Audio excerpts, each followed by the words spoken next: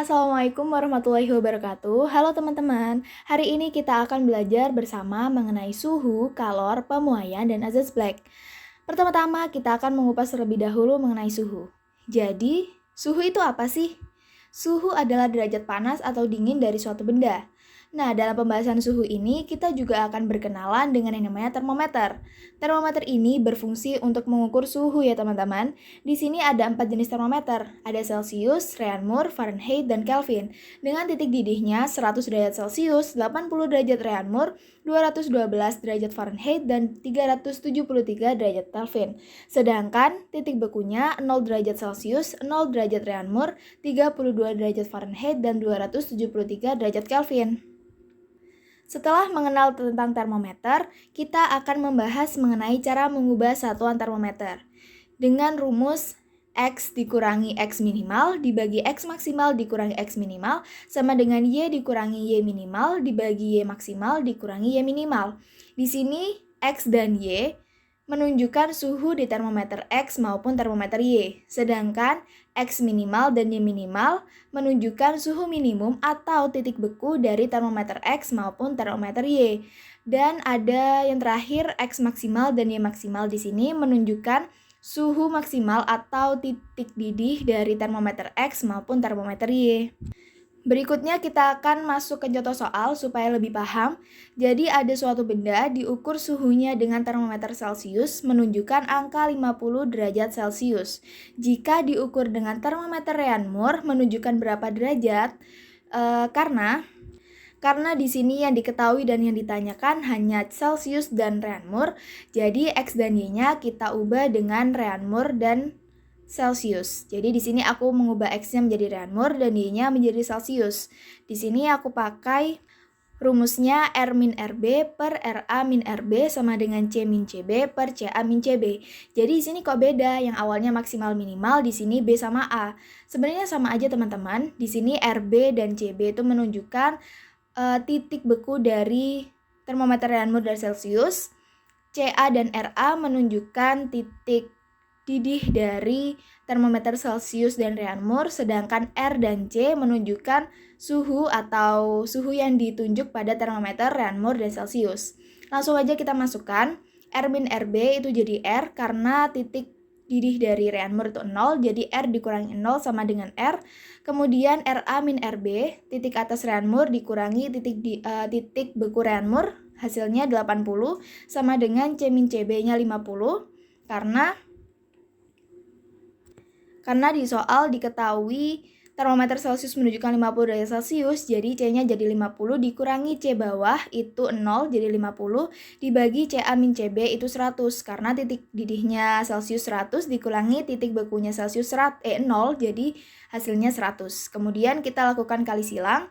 R dikali 100, 80 dikali 50, jadi 100R sama dengan 4000. Kemudian untuk mencari R, tinggal 4000 dibagi 100, jadi R-nya 40. Dari sini bisa disimpulkan bahwa ketika 50 derajat Celcius diukur dengan termometer Reaumur akan menunjukkan angka 40 derajat Reaumur. Setelah mempelajari tentang suhu, kita akan mempelajari mengenai pemuaian. Jadi, secara umum, pemuaian dibagi menjadi dua tipe. Ada pemuaian terhadap zat padat dan pemuaian terhadap zat gas.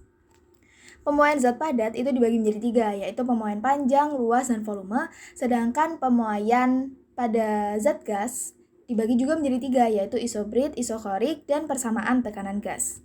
Pertama-tama kita akan membahas terlebih dahulu mengenai pemuaian pada zat padat. Jadi di zat padat ini ada tiga kan tadi, panjang, luas, dan volume. Sebenarnya rumusnya tuh sama teman-teman, tinggal mengubah saja. Kalau misal panjang itu kita kan disimbolkan L, luas disimbolkan A, dan volume disimbolkan V. Jadi tinggal ngubah aja, L sama dengan L0 dalam kurung 1 plus alfa dikali delta T.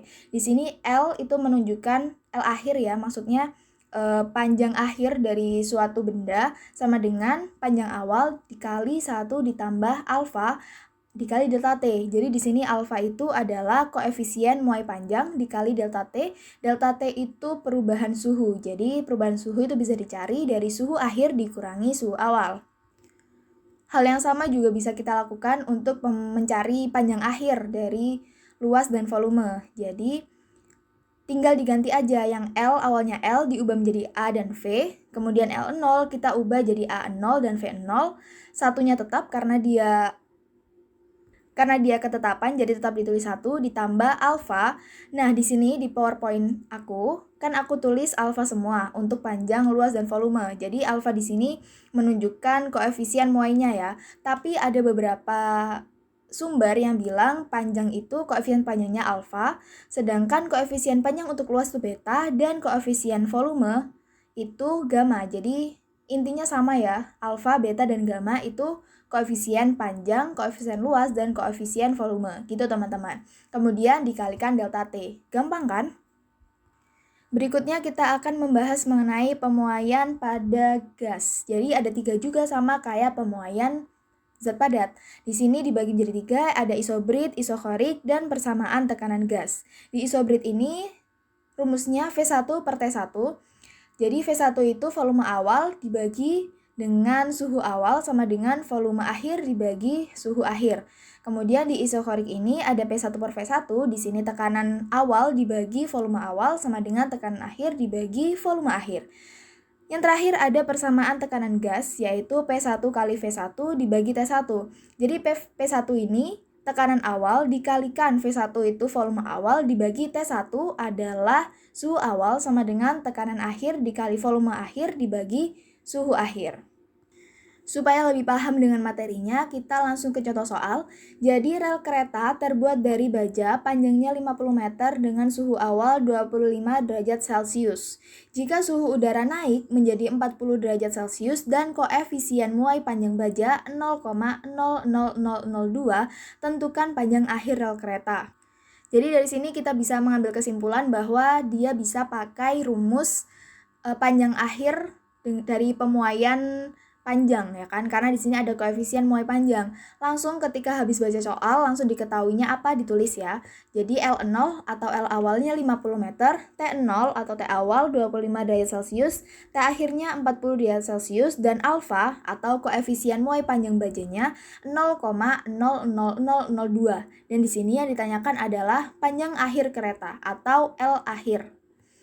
Sebelum kita masuk ke rumus panjang akhir, kita harus cari delta T dulu, karena di rumus panjang akhir ada delta T kan. Untuk mencari delta T itu T akhir dikurangi T awal, sama dengan 40 dikurangi 25, hasilnya 15 derajat Celcius. Setelah diketahui delta T-nya, kita langsung bisa masukkan ke rumus LA atau rumus panjang akhir panjang ya kan, panjang akhir.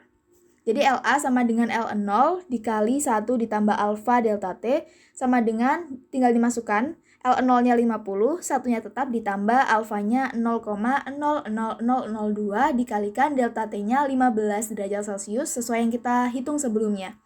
Langsung sama dengan 50 dikali 1 ditambah 0,0003. Ketika dikalikan semuanya akan ketemu hasilnya 50,0003 meter. Kemudian contoh soal kedua untuk pembahasan pemuaian. Sebanyak 14 liter udara pada suhu 7 derajat Celcius dipanaskan pada tekanan tetap sampai suhunya 27 derajat Celcius. Berapa volume saat suhunya 27 derajat Celcius? Nah, di soal ini ada kata kunci teman-teman, pada tekanan tetap. Nah, kalau pakai tekanan tetap ini, kita harus pakai rumus yang tekanan isobrik ya teman-teman, karena isobarik itu untuk tekanan konstan atau tekanan tetap itu tadi. Jadi kita bakal pakai V1 per T1 sama dengan V2 per T2. Tapi sebelum itu kita tulis apa yang diketahui dulu.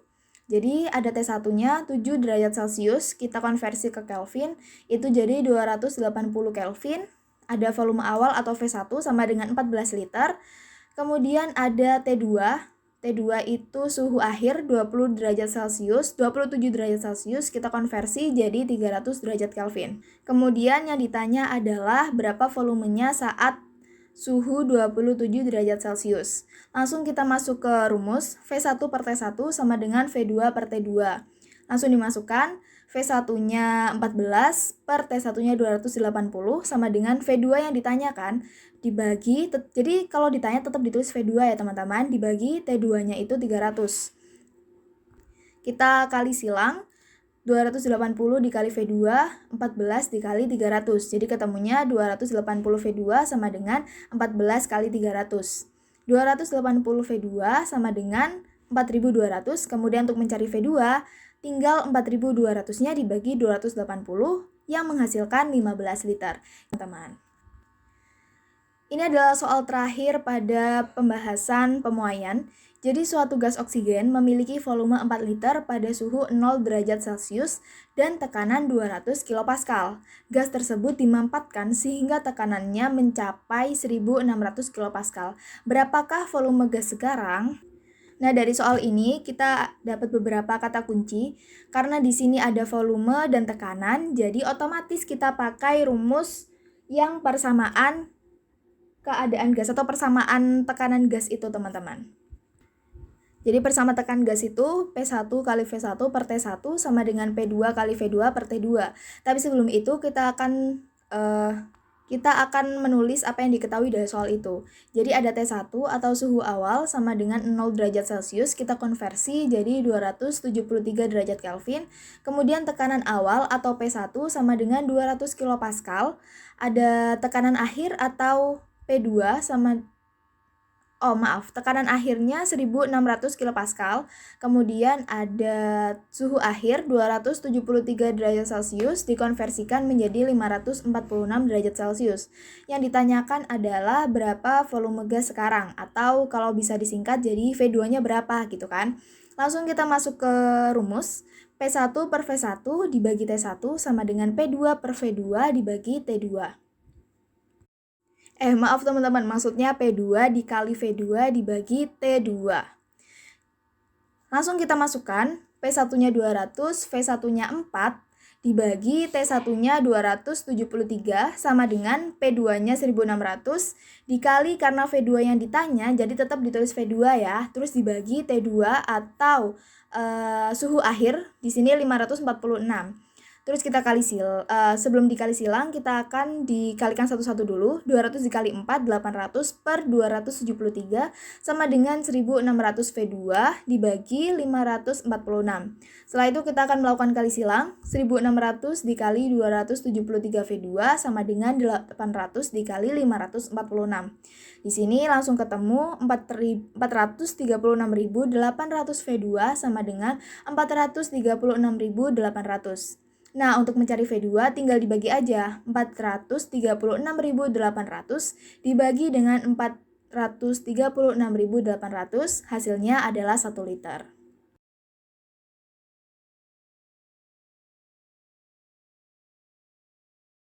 Nah, kita masuk ke pembahasan terakhir pada kali ini, yaitu mengenai kalor. Jadi, kalor itu bisa didefinisikan perpindahan sebagian energi dari suatu zat ke zat lain karena adanya perbedaan suhu. Dalam materi ini ada 3 rumus yang harus kita kuasai, yaitu mengenai rumus kalor jenis, rumus kapasitas kalor, dan Azaz-Black. Rumus kalor jenis yaitu Hi sama dengan MC delta T. Dengan Hi adalah kalor, M adalah massa, C kalor jenis suatu zat, dan delta T adalah perubahan temperatur atau perubahan suhu dalam skala Kelvin. Kemudian yang kedua ada kapasitas kalor. Di sini kapasitas kalor rumusnya ada 3 teman-teman. Jadi kita bisa pakai salah satu dari mereka. Ada C sama dengan Hi dibagi delta T. Ini kita bisa turunkan lagi karena Hi itu kalau dijabarkan bisa menjadi MC delta T. Jadi rumus awalnya menjadi C sama dengan MC delta T per delta T. Karena di atas ada delta T dan di bawah ada delta T, otomatis delta T-nya bisa dicoret kan? Jadi rumusnya menjadi C sama dengan M dikali C kecil. Rumus yang ketiga ada rumus Azaz-Black, yaitu Hi lepas sama dengan Hi terima. Nah, di sini itu Hi lepas biasanya digunakan untuk suatu zat yang memiliki suhu lebih tinggi, sedangkan Hi terima itu diperuntukkan untuk zat yang memiliki suhu lebih rendah. Jadi Hi lepas sama dengan Hi terima, M1C1 kali delta T1 sama dengan M2C2 kali delta T2. Diturunkan lagi bisa menjadi M1C1 dikali T1 min TC sama dengan M2 dikali C2 dikali TC min T2. Kita langsung masuk ke contoh soal supaya lebih paham. Ada air sebanyak 3 kg bersuhu 10 derajat Celcius, dipanaskan hingga bersuhu 35 derajat Celcius. Jika kalor jenis air 2186 Joule per kilogram derajat Celcius, tentukan kalor yang diserap air tersebut. Jadi diketahui masanya 3 kg, C kecilnya itu 2186, jadi C kecil itu kalor jenis air. Habis itu delta T-nya ada 35 dikurangi 10. Mengapa dikurangi? Karena dia kan delta T itu selisih ya. Delta T itu perubahan suhu, jadi 35 dikurangi 10 sama dengan 25 derajat Celcius. Kemudian kita langsung masuk ke rumus Hi sama dengan MC delta T. Sama dengan masanya 3 dikali C-nya 2186 dikali delta T-nya 25. Ketika dihitung hasilnya 163.950 Joule. Contoh soal yang kedua dan yang terakhir yaitu ada air sebanyak 60 gram bersuhu 90 derajat Celcius dengan kalor jenis airnya sama dengan 1 kalori dikali gram pangkat min 1 dikali derajat Celcius pangkat min 1 dicampur dengan 40 gram air sejenis bersuhu 25 derajat Celcius. Jika tidak ada faktor lain yang mempengaruhi proses ini, maka suhu akhir campuran adalah, jadi dari sini kita bisa menyimpulkan bahwa kita akan pakai rumus Azaz-Black karena di sini ada dua air, jadi ada air awal dan air yang ditambahkan dengan suhu yang berbeda, yaitu yang awal 90 derajat Celcius dan air yang satunya lagi 25 derajat Celcius. Jadi langsung kita tulis yang diketahui ada massa air 1 atau M1 sama dengan 60 gram, suhu air 1 atau T1 sama dengan 90 derajat Celcius, massa air 2 atau M2 sama dengan 40 gram, suhu air 2 atau T2 sama dengan 25 derajat Celcius, dan terakhir yaitu kalor jenis air atau C sama dengan 1 kalori gram min 1 kali derajat Celcius min 1. Setelah itu kita langsung masuk ke soal, ke rumus. Hi lepas sama dengan Hi terima, yaitu M1C delta T sama dengan M2C delta T. Di sini delta T-nya kita akan jabarkan menjadi T1 min TC sama TC min T2. Jadi langsung kita masukkan M1-nya 60, C-nya 1, delta T-nya 90 min T sama dengan M2-nya 40, C-nya tetap 1 karena sama-sama air. Setelah itu delta T-nya T min 25. Kemudian kita hitung 60 dikali 90 min T, ini dari 1 dikali 90 dikurangi 1 kali T ya, sama dengan 40 dikali T min 25. Ini juga sama hasil distributif dari 1 dikali T, 1 dikali min 25. Kemudian kita distributifkan 60 dikali 90 hasilnya 5400, 60 dikali min T sama dengan min 60T, sama dengan 40 dikali T sama dengan 40T, kemudian 40 dikali min 25 sama dengan min 1000. Selanjutnya kita akan kelompokkan yang ada variabelnya kita taruh sebelah kanan, yang tidak ada variabelnya kita akan taruh di sebelah kiri supaya mempermudah untuk proses perhitungan. Jadi 5400 ditambah 1000 sama dengan 6400 sama dengan 40T ditambah 60T, ini jadi 100T. Kemudian untuk mencari T-nya sama dengan 6400 dibagi 100 yang pada akhirnya T-nya sama dengan 64 derajat Celcius. Jadi sekian untuk hari ini, terima kasih sudah berkenan mendengarkan dari awal hingga akhir. Kurang lebihnya saya mohon maaf. Wassalamualaikum warahmatullahi wabarakatuh.